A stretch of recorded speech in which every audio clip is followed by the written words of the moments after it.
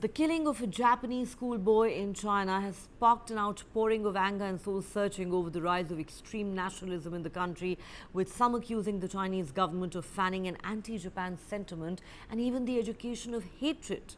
The tragic loss of a young life has once again thrown a spotlight on the complex relationship between Asia's two biggest economies, which has been shaped by their wartime history and changing power dynamics brought about by China's rise.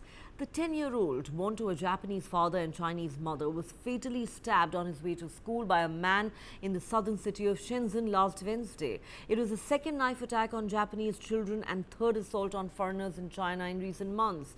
Authorities in Beijing have refused to disclose the motive in each case, describing them as isolated incidents that could happen in any country. But to some Shenzhen residents and online commentators, the daylight killing in one of China's most cosmopolitan cities has prompted urgent reflection on the role of nationalistic propaganda and xenophobia in fueling such attacks. One resident said, "As a Chinese, I feel heartbroken, outraged and ashamed.